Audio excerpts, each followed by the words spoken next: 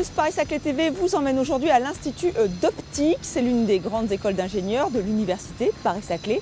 Et c'est ici que s'est déroulée la première conférence TEDx Saclay, un projet lancé par une Orcéenne. Notre équipe était sur place.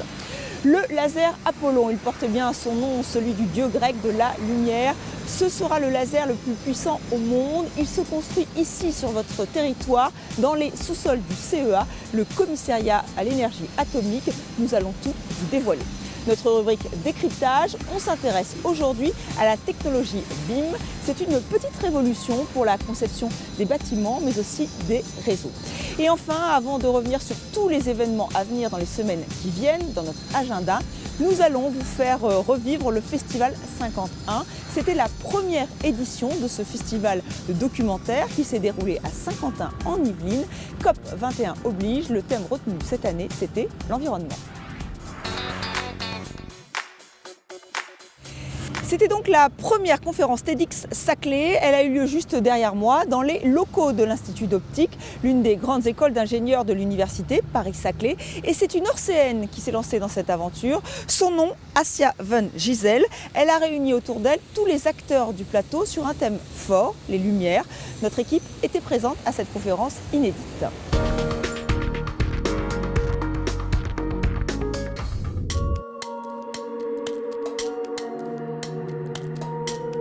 Le jeudi 12 novembre le soir, j'ai eu le plaisir d'animer en fait, le premier TEDx Saclay qui a eu lieu à l'Institut d'Optique sur Paris-Saclay. C'était un événement qui a eu un vif succès. TED, c'est un organisme américain qui a lancé l'idée dans les années 80. C'est une série de conférences, soit sur une demi-journée ou une journée ou plusieurs jours, où on fait appel à des intervenants. C'est généralement multidisciplinaire. Les intervenants ont des interventions à faire entre 10 minutes et 18 minutes maximum, qui sont filmées en vidéo, qui sont relayées. Et ces interventions, elles touchent des disciplines aussi variées que la science, l'art, le design, la technologie, l'entrepreneuriat. Et ce sont des sujets généralement qui ont un enjeu société énorme. Face au succès des conférences TED aux États-Unis, ils ont décidé de lancer des licences au niveau mondial. C'est pour ça qu'il y a le petit X avec un nom de ville. Les critères, c'est d'avoir plusieurs disciplines. On a commencé par un artiste, après il y a eu un physicien, après il y a eu quelqu'un qui a parlé d'innovation frugale. Donc en fait, les thèmes sont vraiment très différents, des parcours différents.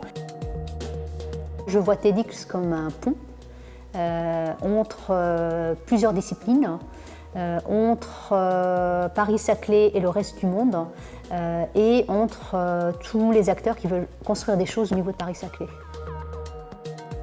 Je suis une passionnée de développement personnel et je suis convaincue qu'en fait cette connaissance de soi-même, pour quelqu'un qui veut entreprendre, est vraiment clé. Apprenez à vous connaître pour vous ouvrir à plus d'opportunités, plus de synchronicité et créer des ponts avec les autres sur Paris-Saclay. TEDx n'est pas juste un spectacle où on vient pour se distraire. TEDx, c'est quelque chose qui inspire pour pousser la personne qui le regarde à aller chercher dans ses rêves les plus profonds et à se mettre en action et à y aller. Si j'arrive à l'amener à tous les habitants de Paris-Saclay, j'aurai gagné mon pari.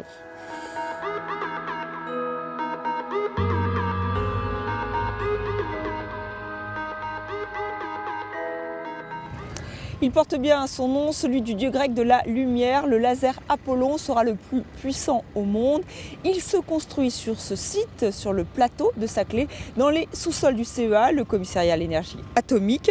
Ce projet emblématique de l'université Paris-Saclay réunit 12 laboratoires de pointe. Nous avons rencontré le directeur du projet, François Minarov, mais aussi Pascal Monod, chercheur du CEA Saclay.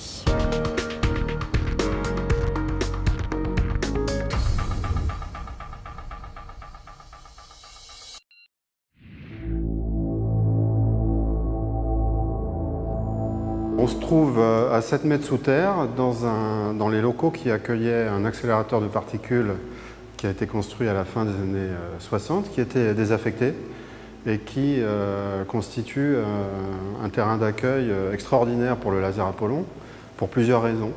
La première, c'est que la dalle possède une stabilité absolument incroyable, elle fait 2 mètres d'épaisseur, et donc elle permet au faisceau laser de se propager sur des centaines de mètres tout en conservant une précision de pointée de l'ordre du micron dans les salles expérimentales. L'autre aspect, c'est qu'elle offre une radioprotection extrêmement lourde, des murs de 4,80 m d'épaisseur absolument partout sur l'installation. Ce qui était vraiment intéressant pour nous, puisque ce laser va servir en quelque sorte d'accélérateur de particules miniatures. On se trouve ici dans une salle expérimentale qui va accueillir le laser Apollon. Et ici, le faisceau laser qui fait typiquement 40 cm de diamètre va être concentré jusqu'à des dimensions qui sont équivalentes à la taille d'un cheveu, voire inférieures, pour atteindre des éclairements absolument extraordinaires qui sont plus d'1 million, 2 milliards de fois supérieurs à celui qui règne à la surface du Soleil. Dans ces conditions, on étudie, ici on va étudier comment la matière réagit lorsqu'elle est illuminée de façon aussi intense. Apollon, pour moi, est à la fois un projet phare de l'Université Paris-Saclay, mais aussi un symbole de l'Université Paris-Saclay, parce qu'il réunit dès le départ 11 laboratoires du plateau de Saclay, avec un ensemble de tutelles assez large, et qui est soutenu par un grand nombre de financements à la fois locaux, nationaux et européens. L'objectif étant à la fois de construire une nouvelle installation à l'usage d'une large communauté, et aussi de développer des thèmes de recherche vraiment à la pointe des connaissances actuelles. Depuis le printemps, le laser est en cours de construction dans les salles dédiées au laser. Cette construction va se poursuivre dans l'année qui vient et les premiers tirs laser sont attendus pour 2017, date à laquelle l'installation commencera à accueillir des chercheurs du monde entier. Et bim, gros plan sur cette technologie qui révolutionne la façon dont les bâtiments, les infrastructures et les réseaux techniques sont planifiés, conçus, créés et gérés. Bim, cela signifie modélisation des données des bâtiments. Mais comment ça marche? C'est notre rubrique décryptage.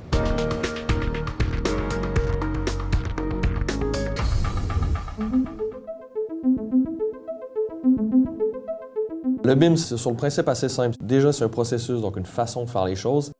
Bon, la version officielle anglaise est Building Information Modeling. C'est à la base un principe pour concevoir et construire des bâtiments qui, encore une fois, à mon humble avis, se fondent sur 2 éléments principaux. Le premier étant la collaboration et aussi sur l'information unique. C'est-à-dire que chaque élément d'un bâtiment représente une série d'informations qui est rattachée à différents corps de métier. Bon, l'exemple le plus banal étant probablement le mur qui est forcément placé par l'architecte, qui peut avoir des fonctions structurales, qui contient des éléments acoustiques, par exemple. Donc, le même élément du bâtiment requiert l'import d'informations de différentes parties, ce qui fait que c'est un processus très collaboratif, ce qu'on n'avait pas au préalable. Avant, on avait un peu tout le monde qui décidait dans son coin, qui faisait leur plan, et puis on essayait d'amalgamer tout ça à la fin. Et là, c'est un peu le contraire. Donc, dès le départ, on essaie d'intégrer tout le monde. On travaille dans une maquette numérique. Donc, c'est là où il faut faire la différence entre le processus qui est le BIM et la maquette numérique qui est le produit qu'on va créer donc, à partir de certains outils. Donc, les informations acoustiques sont dans la maquette numérique qui est ensuite lue, traduite, importée en fonction de la technologie pour récupérer l'information, donc toujours cette information unique-là, et en faire une analyse. L'ENS, c'est une école, mais c'est aussi quelque part une mini-usine. Parce qu'on retrouve des machines de haute précision pour les laboratoires des chercheurs. Donc le BIM a permis de rentrer ces informations-là, c'est-à-dire qu'on a remodélisé, physiquement on a repris les dimensions des machines, on les a recréées et on les a positionnées dans la maquette, en 3 dimensions, dans le site du projet. Cette facilité de compréhension permet d'aller plus loin du coup dans le niveau de conception. Si je dois caractériser le BIM, pour moi c'est un outil de communication. Un outil de communication très important parce qu'on est capable de comprendre et de voir les choses de façon immédiate. On ne s'est pas trop mal débrouillé puisqu'on a reçu le prix du BIM d'Or 2015 grâce à ce projet. Si je dois caractériser le projet de l'ENS, c'est surtout une aventure collective, notamment grâce au BIM.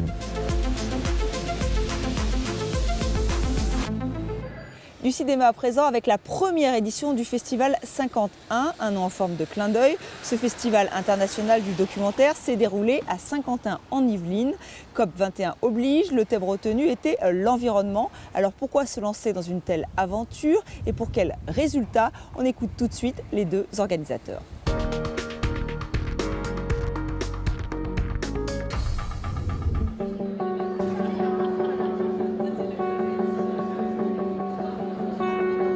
L'origine de ce festival, c'est Thierry qui, un jour, on déjeunait ensemble, m'a dit « Est-ce que tu es prêt pour faire un festival ?» Moi, je lui dis « Bien sûr, ok. Faisons quelque chose. » Donc, on est parti, c'était au mois de mars, d'une feuille blanche. Et c'est comme ça qu'on a commencé à monter ce festival qui a son apogée ce soir avec la cérémonie d'ouverture. TV Fil 78 coproduisait de plus en plus de documentaires, des programmes longs, des programmes de réflexion. Et je trouvais que la meilleure façon de valoriser ces documentaires, c'était de créer un festival dans le cinéma. Parce qu'il peut y avoir un moment d'échange avec le public, ce qui n'est pas le cas avec la télévision. D'où l'idée de proposer des documentaires, bien sûr des films, mais bien sûr qui ne sont pas de téléfilms, autour d'un festival avec des remises de prix. Et surtout en intégrant non seulement des salles de cinéma, mais également d'autres partenariats, la médiathèque, l'UVSQ, l'OVSQ, des librairies. Voilà, donc faire vraiment un événement vivant sur l'ensemble du territoire. C'est vrai qu'on était parti, comme disait Thierry, sur faire un festival du film documentaire. Cette année, c'était normal de se raccrocher à l'environnement de la fin de l'année et notamment à tout ce qui se passait en France avec la COP21. Donc très naturellement, on a orienté ce premier festival du film documentaire sur des documentaires liés à l'environnement. C'est une première édition qui s'est faite quasiment sans budget et sans permanent. Donc l'idée c'était de voir l'appétence à la fois du public mais également des équipements, des salles de spectacle, des salles de cinéma, etc. pour voir si ça répondait à une attente. La cérémonie d'ouverture c'est 470 personnes, la salle est pleine. On va voir sur l'ensemble des autres événements, il y a 50 événements. Saint-Quentin c'est 50 moments pour un festival. Donc on fera un bilan après et on verra si on reconduit le festival. Voilà, et essayer de faire plus de films documentaires encore sur d'autres sites. On aimerait faire des choses notamment avec le CNC au niveau du site de Bois d'Arcy, les archives du film. Voilà, il y a plein de partenariats qui se mettront en place, je l'espère, si le festival a un succès.